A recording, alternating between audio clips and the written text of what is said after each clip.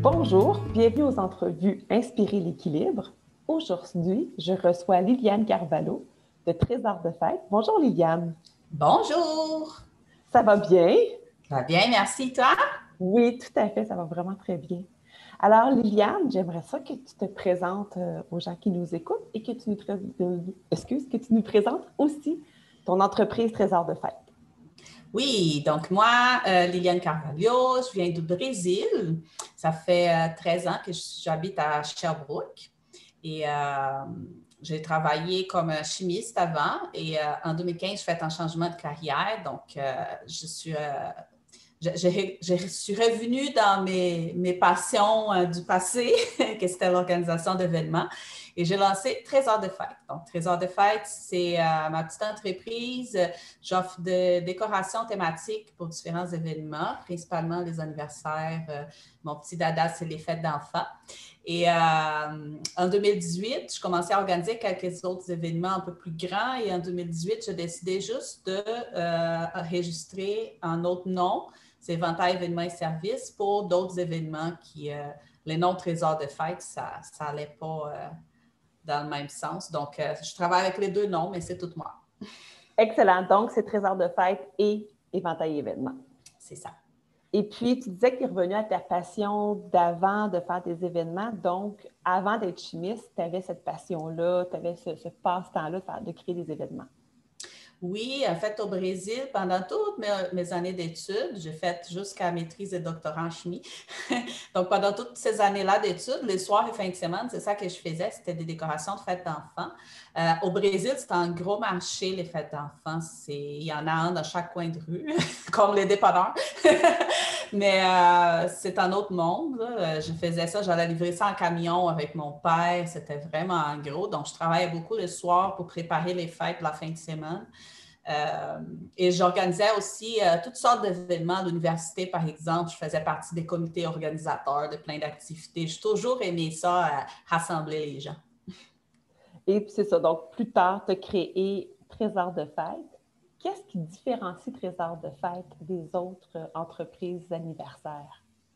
C'est vraiment les côtés éco-responsables. Depuis le début, en 2015, je n'ai jamais travaillé avec des ballons parce que même les ballons biodégradables, il y a gros débats là-dessus, mais moi, l'effet que ça coupe plusieurs années des temps de décomposition, ce n'est pas encore tout à fait éco-responsable parce que 5-6 ans que ça prend pour décomposer dans l'environnement, il y a quand même assez de temps pour faire des malheurs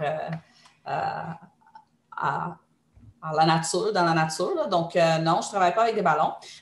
Et ce que j'aime beaucoup, j'ai toujours été, je pense que ça vient de mon côté chimiste, j'aime ça transformer, créer, transformer. Donc, je réutilise beaucoup. Depuis 5 ans, j'accumule beaucoup de matériel et une fois que, par exemple, une pièce décorative, je trouve qu'elle n'est plus, tendance, mettons, je vais tout simplement la transformer. Donc, j'essaie vraiment de réutiliser beaucoup. J'achète beaucoup de choses aussi, par exemple, usagées, que je transforme, des pièces que je vais aller chercher, par exemple, chez Striide, je vais leur donner une deuxième vie. Les nappes, j'ai les mêmes nappes depuis 5 ans, je les lave, je les réutilise. Donc, c'est vraiment mon grand différentiel, c'est les côtés éco-responsables que j'essaie d'aller vers de plus en plus là, dans l'essence du éco-responsable. Parce que l'éco-responsabilité, c'est quelque chose qui est super important pour toi. Comment ça t'est venu, ça, ce déclic-là de dire, OK, je veux que ma vie soit plus éco-responsable, je veux que mon entreprise soit plus éco-responsable? Mais je pense que ça s'est fait naturellement avec les années. Juste de déménager au Québec, je trouve qu'au Québec, on a déjà une conscience la plus conscience qu'il faut prendre soin de l'environnement, qu'il faut diminuer nos déchets, qu'il faut penser autrement nos habitudes de vie.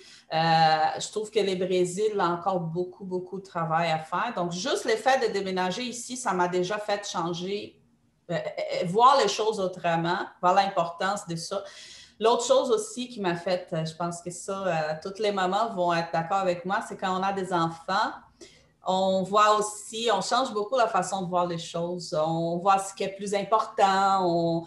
On veut passer de belles valeurs à nos enfants. Et donc, je pense qu'avec le temps, ça s'est fait naturellement. Et l'autre chose aussi, c'est que dans mon entourage, par exemple, mes amis, quand je t'ai connue, tu m'inspires toujours là, avec FFPH, même avant qu'il avait FFPH, je te connaissais déjà et tu as toujours proposé des idées, des choses pour devenir plus minimaliste, pour avoir une mode de vie plus éco-responsable. Ça m'inspirait, ça me donnait le goût de le faire. Et plus je faisais, plus je voyais que c'était pas compliqué, que c'était facile, que c'était agréable, que les enfants embarquent, que c'est positif pour toute la famille. Pourquoi pas mettre ça dans mon entreprise aussi? Donc, je pense que ça s'est tout fait naturellement. Excellent. Donc, un petit pas à la fois, sans vraiment t'en rendre compte, ça s'est fait progressivement. Qu'est-ce que tu dirais qui a été le pas le plus difficile à faire pour toi? Le pas que tu as fait comme, oh, faire ça, ça me demande plus d'énergie ou ça me demande plus d'organisation? Je ne sais pas, peut-être les magasinages, par exemple, des choses en vrac, on ne trouve pas tout à fait tout à la même place parfois. Donc, d'essayer de faire plusieurs adresses pour aller chercher des choses plus locales, plus en vrac. Parfois, c'est plus pratique d'aller dans un grand surface, tout acheter à la même place, hein? On va se dire la vérité. Donc, ça, je pense que c'est une question ça prend un peu plus d'habitude. Donc là, après, en bout de temps, on s'est habitué. OK, regarde, dans cette boutique-là, on achète ça, ça, ça, ça, ça. Donc, on s'organise pour, OK, il faut qu'on aille une fois par mois là-bas, on va acheter ça là-bas. Là, c'est une question d'organisation, mais ça prend un peu plus d'organisation et les faire à manger aussi. Parce que je pense qu'on achète moins, pour acheter moins transformé, il faut que tu aies le temps de faire à manger. Donc, ça prend plus d'organisation au niveau de la famille. Là. Moi, mon chum cuisine beaucoup aussi. Donc, je pense que ça prend un peu plus d'organisation entre les deux parce que c'est sûr qu'on est fatigué. C'est plus facile de prendre un congelé, hein, et mettre dans le four. Donc, je pense que les plus difficiles, c'est ça, c'est la gestion, d'où acheter les choses et s'organiser pour faire à manger à la maison. Super. Et puis, ça, tu disais que tu avais ton conjoint, tu as 2 enfants. Comment ils ont embarqué dans ça avec toi, dans ces changements-là? Est-ce qu'il y a eu de la réticence? Est-ce qu'au contraire, ils ont embarqué à 2 pieds joints, puis ça l'a juste fait que ça a été plus vite ou encore plus le goût de développer de faire des défis? Je pense que moi, ce que j'ai appris avec toi, c'est qu'il ne faut pas imposer rien. Il faut donner l'exemple. Donc, ça, plus on le fait, plus, par exemple, mon conjoint, je pense que c'est comme ça que je l'ai eu. Si je l'imposais des choses, il faut que tu achètes ça comme ça ou il faut que tu fasses ça comme ça. Il n'aimait pas ça, mais j'ai tout simplement fait et il a vu, ah, c'est bon, ah, c'est facile, ah, c'est pas plus cher. Donc, il a embarqué en me voyant faire quelques petits changements. Il a embarqué. Je te donne même, un petit exemple, c'est lui qui a passé au produit dans la salle de bain. C'est lui qui a changé pour les vracs avant moi-même. Donc, il me voyait faire de plus dans la cuisine. Il s'est mis à dire, mais là, mon shampoing aussi, je peux l'acheter en vrac. Donc, c'est plus... Louis, c'était plus l'exemple. Les enfants, je pense que j'ai jamais eu la difficulté parce qu'à l'école, ils font une très, très belle job aussi. L'école, elle passe vraiment de belles valeurs au niveau de l'éco-responsabilité et tout. Donc, ça, c'est naturel. Ils arrivent à la maison. Mon garçon, c'est un minimaliste. Et lui, il arrive avec des choses de l'école. Il dit, ah, mais là, maman, aujourd'hui, là, j'ai appris ça, ça, ça, ça. Il faut qu'on fasse ça comme ça. Il voit le choix, par exemple. Il dit, ah, maman, c'est bien que tu fasses ça comme ça. C'est plus éco-responsable que comme tu faisais avant. Donc, les enfants, je pense que ça a été plus... C'était comme depuis son nez, là, à la garderie, à l'école, ça se fait un travail d'équipe avec ce qu'on fait à la maison. Mais mon chum, c'était vraiment donnant l'exemple que je pense que j'ai réussi. Je continue. Je ne suis pas parfaite, j'en ai encore beaucoup à améliorer, moi aussi. C'est quoi que tu fais maintenant que tu n'aurais peut-être jamais pensé faire puis qui est vraiment comme ton must? Ça, on ne pourrait pas te l'enlever ou ce que tu aimes le plus faire? Ah, moi, c'est les germinations, les pousses, la maison, là. Ça, en fait, je faisais un peu déjà, mais avec l'arrêt du travail et tout au mois de mars à cause de la pandémie, j'ai commencé à en faire plus.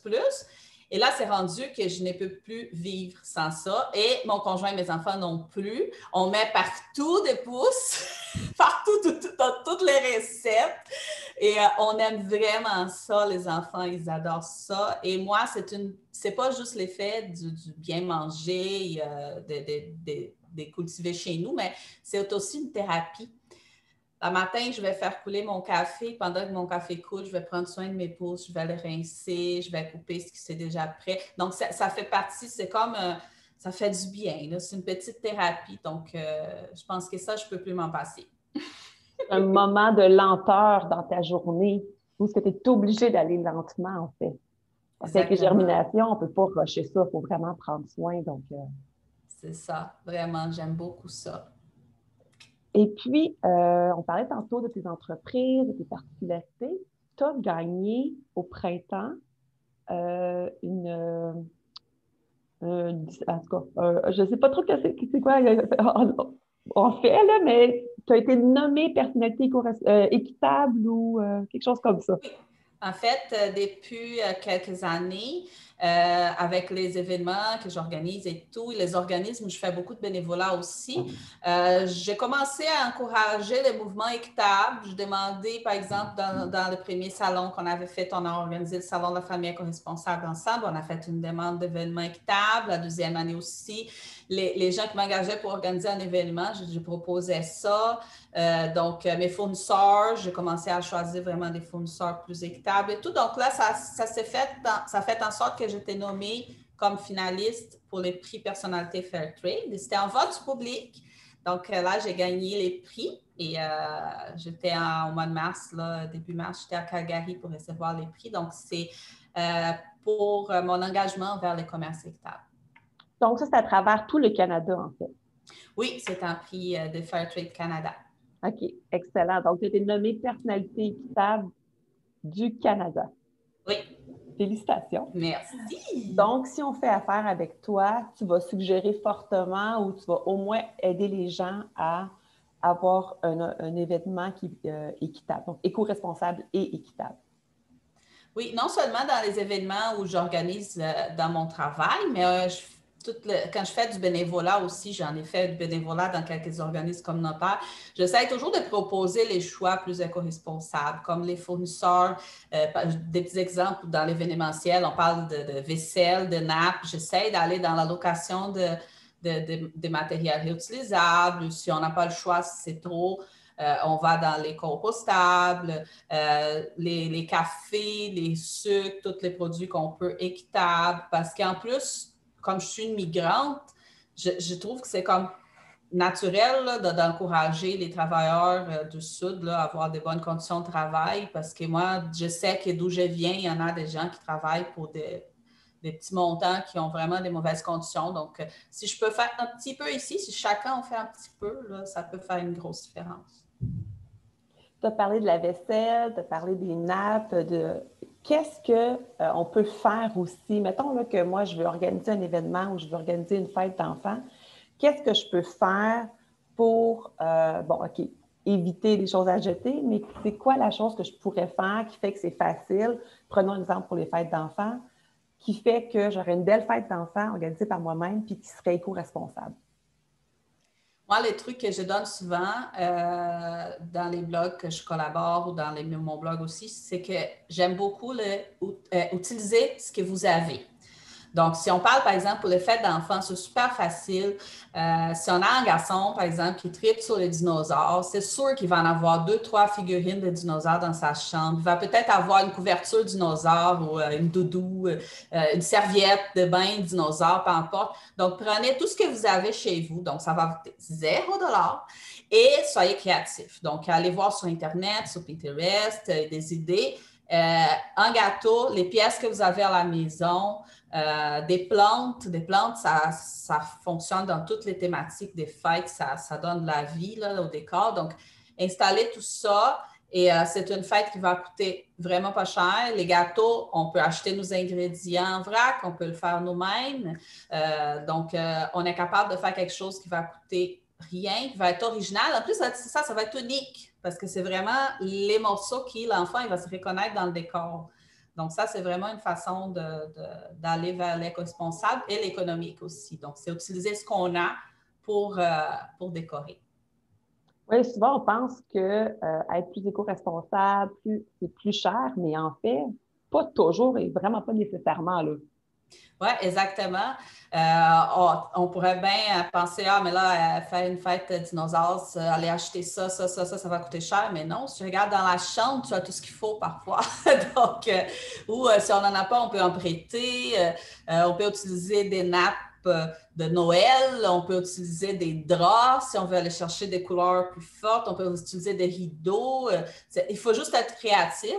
Et si on n'a pas cette créativité-là, on peut aller fouiller sur Internet ou on peut demander à des amis. On a toujours une amie là, qui fait tout à la maison elle-même, donc elle va toujours pouvoir nous donner des idées.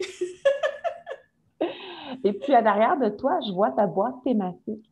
Donc, c'est une nouvelle boîte que tu as faite qui permet d'avoir une fête d'enfants en boîte, donc facile à monter et tout à fait éco-responsable.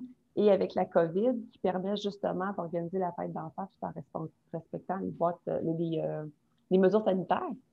Peux-tu nous expliquer un peu comment ça fonctionne? Oui, en fait, tout ce qui était fête d'anniversaire, shower de bébé, fête d'enfant et tout, je le faisais avant normalement sur une table 6 pieds avec des panneaux de fond. Donc, je rentrais chez les clients ou dans la salle de leur choix pour installer les tout. Avec la COVID, je ne pouvais plus le faire et les gens ne pouvaient même plus se rassembler à des groupes plus grands et tout. Donc, là, j'ai pris le temps de m'asseoir et mettre vraiment les faire, les produits que j'avais déjà en tête depuis longtemps. Donc, c'est vraiment une boîte. C'est comme une armoire qui s'ouvre 2 fois. Ici en bas, j'en ai enfermé. Donc, si on regarde, c'est vraiment comme une armoire, là.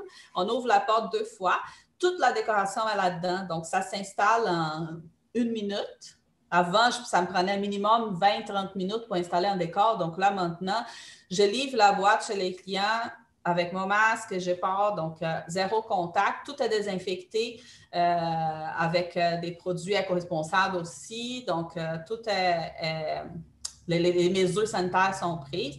Et là, les clients ont juste à mettre sur une table, ouvrir les portes. Et là, il y a une photo d'appui pour placer les objets, mais la personne peut placer comme elle veut, mais moi, je suggère pour ceux qui sont moins habitués. Donc, juste en regardant la photo, on place les objets et tout est là.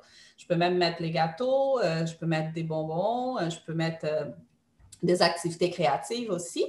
Donc, ça, c'est un concept vraiment que j'ai développé à cause de la pandémie, mais que j'avais déjà en tête depuis un bout de temps. Mais là, ça a été très bien reçu là, par ma clientèle pendant la première vague.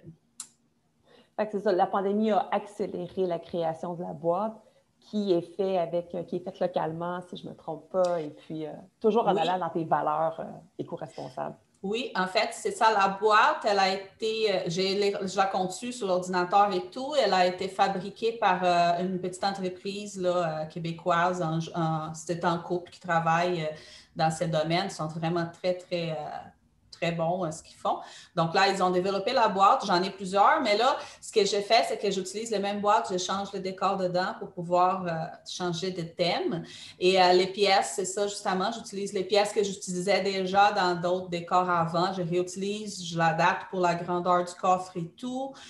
Si j'ajoute de nouvelles choses, c'est ça. J'essaie de transformer, de faire des quoi d'original et de réutiliser toujours, là, d'essayer de ne pas jeter rien, toujours les transformer. Et puis, tantôt, tu nous as dit que ton fils était minimaliste. Donc, à quel âge ton fils? 9. Il y a 9 ans. Puis, ça fait quand même un certain temps qu'il a cette tendance-là à être minimaliste. Oui, je ne sais pas. Ça vient de Louis. Lui, il veut juste ce qu'il a besoin. Donc, ce n'est pas un déclic qui s'est fait. Il est comme ça, il s'est développé comme ça, et puis...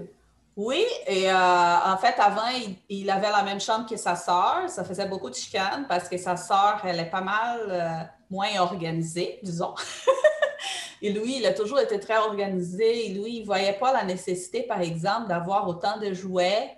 Tu sais, ma fille, elle avait plus de jouets que lui. Il ne voyait pas l'utilité de tout ça. Donc, lui, il voulait vraiment son espace clean.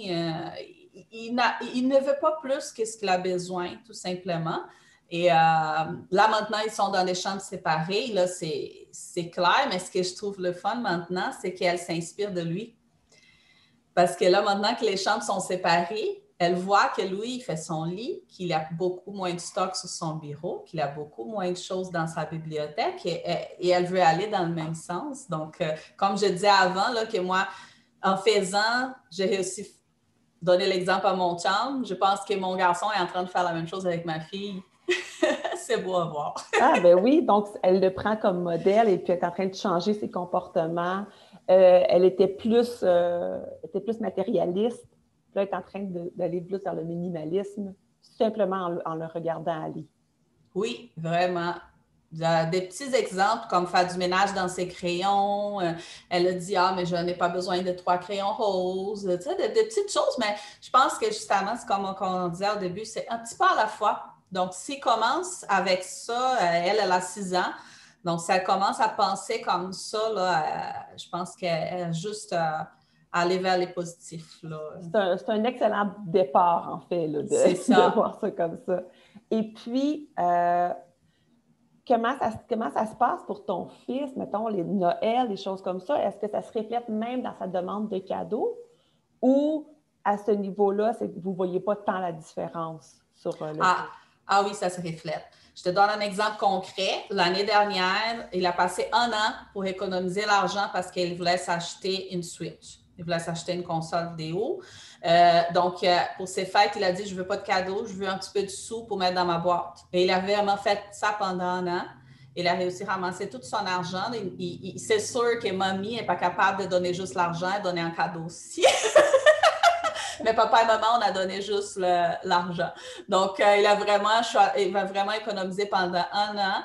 Et c'est triste, c'était triste, mais c'est réglé, là. Mais c'est que quand il a vraiment eu l'argent, c'était au mois de mars, il n'avait pas de Switch à acheter. Il n'avait pas à vendre, en fait. Donc là, il a attendu tranquillement. Il a attendu jusqu'à septembre. En septembre, quand on a trouvé une Switch dans le magasin, il est allé chercher avec son argent. Donc, il a vraiment passé 1 an et demi là, pour avoir une chose qu'il voulait vraiment. Là, on voit la différence. Il ne voulait pas 10 cadeaux à Noël. Il voulait un peu de sous pour arriver à son objectif qui était un seul. Donc, oui, ça se voit vraiment dans ses choix de cadeaux et tout, là. Même son anniversaire, moi, sa maman, c'est ce qu'elle fait dans la vie. Elle organise des fêtes. En fait, mars, il m'a dit, c'était début, on a fêté toujours en février parce que ça tombe dans la semaine de relâche, donc on fait toujours avant. Il m'a dit, je veux inviter un ami à la maison qui fasse dodo et qu'on a une soirée pyjama. Je dis, un ami, tu veux pas une fête, tu veux pas un décor? Non, maman, je veux mon ami qui vienne passer la soirée avec moi et qui fasse dodo ici. OK! Et c'est merveilleux. Et puis de le voir aller, est-ce que ça a un impact sur vous, sur votre façon de magasiner, d'acheter? Ça vous fait-tu repenser à comment vous voulez fêter les fêtes? Ah, mais oui, c'est sûr que moi et mon chum, on a vraiment l'esprit ouvert. On trouve que l'important, c'est qu'on soit heureux. Donc, si lui, il voulait, finalement, il a eu une petite fête avec 2 amis et sa sœur, mais après ça, il a un des amis qui est resté pour dormir. Mais la vérité, c'est que c'est moi qui ai insisté un petit peu. Parce que je voulais le faire une petite fête. Mais ce qu'on voulait, c'est qu'il puisse choisir. Donc, lui, ce qui lui faisait plaisir, c'était vraiment que son ami reste faire dodo avec lui. Ma fille, par exemple, c'est que sa mamie, son papy soit à sa fête. Donc, elle voulait manger un gâteau avec son papy, sa mamie. Donc, c'est ça. On trouve, on les écoute et, parce qu'on veut être écouté aussi. Donc, on les écoute et c'est ça. Donc, ça change notre façon de voir parfois les choses. Là, comme on disait au début, je trouve que ça se fait naturellement. Les enfants nous inspirent et on essaie de les inspirer aussi. Tu dirais-tu que c'est plus facile quand ça vient des enfants? Exemple, de dire justement à mamie, je ne veux pas de cadeau. Est-ce que c'est plus facile, même si ce n'est pas vraiment faisable pour elle, si ça vient de l'enfant lui-même plutôt que si ça vient de toi? Ah oui, ah oui. C'est sûr que si moi, je dis, écoute, je ne veux pas que tu donnes des cadeaux à mes enfants, peut-être que ça va passer un peu je sais pas, malaisant, mais quand c'est l'enfant, en plus, on était comme surpris de voir, écoute, pas surpris, mais je dirais comme content de voir son envie là, de réussir acheter sa console. Donc, on veut l'encourager et on admire aussi sa patience. Parce qu'un enfant de 8 ans, là, d'avoir la patience d'attendre 1 an et demi pour arriver à son objectif, c'était impressionnant quand même.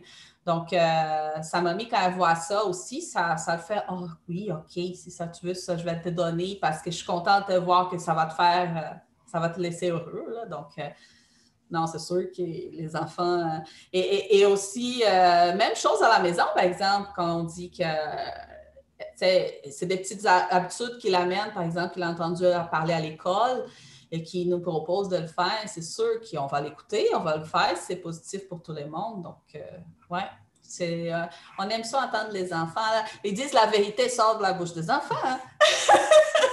Oui, tout à fait. En terminant, je voulais qu'on parle un petit peu du Salon de la famille éco-responsable qui n'aura pas lieu en 2020 dû à la pandémie, mais c'est un des événements que tu crées avec ton entreprise. Donc, c'est quoi exactement le Salon de la famille éco-responsable qui va avoir lieu en 2021? Sûr. Bon, la première édition, c'était en 2018, c'est ça? Donc, c'était en fait toi et moi, des passions qui sont mises ensemble pour créer quelque chose. Donc, première édition, deuxième édition en 2019. 2020, malheureusement, ça a été... j'étais obligée d'annuler. C'était la fin de semaine prochaine. C'était la fin de semaine de l'Action des Grâces cette année. C'était censé être samedi, dimanche qui s'en vient. Mais c'est sûr que dans les conditions actuelles, ce n'était pas réaliste de le faire. Donc, je le souhaite vraiment le refaire l'année prochaine. Donc, c'est un salon dédié vraiment aux familles, mais on parle de familles dans le sens large du mot, là, des enfants, parents, mais aussi des papis, des mamies. Donc, c'est des exposants qui vont nous proposer des produits locaux, des produits éco-responsables pour faciliter la vie de famille aussi, pour les biens, la santé, les biens mentaux et tout. Et les côtés aussi conférences. J'espère avoir une conférence de FAPH l'année prochaine. Donc, des conférences aussi pour inspirer les gens et à aller vers un monde de vie plus éco-responsable. Super. Donc, c'est un événement sur 2 jours qui permet d'aller s'inspirer justement pour faire un petit pas de plus. Exactement.